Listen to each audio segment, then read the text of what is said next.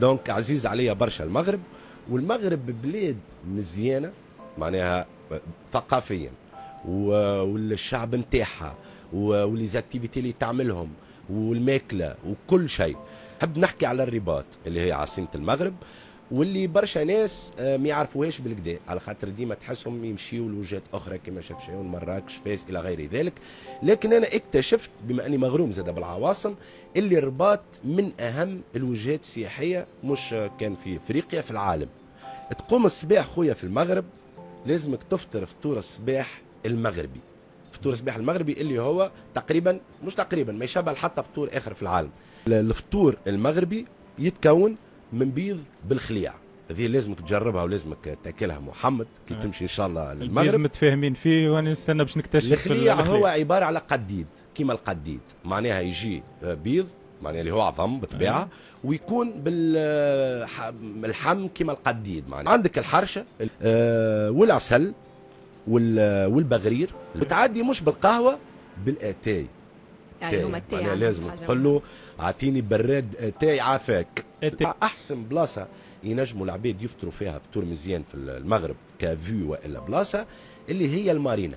فما بلاصه اسمها المارينا في الرباط، اسمع علاش اسمها، تشوف اليوت وتشوف الكوفي شوب وتشوف المطاعم، وبلاصه نظيفه نظيفه بطريقه كبيره، ويكون مقابلك برشا مناظر مزيانه اللي تنجم تدور على ساقيك، بما فيهم صومعه حسان، تور حسان اللي هو وين موجود ضريح محمد الخامس والحسن الثاني، وين يدفنوا العائله الملكيه غاديكا.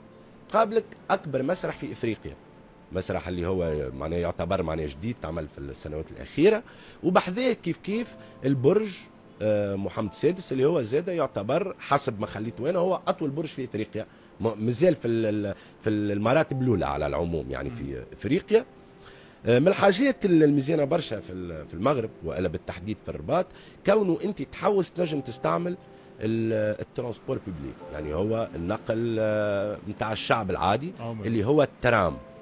المواصلات بصراحه من اكثر الحاجات اللي جتني كيما تصدمت، يعني ما كنتش متوقع كونه في المغرب باش يكونوا متقدمين بالطريقه هذيك في المواصلات.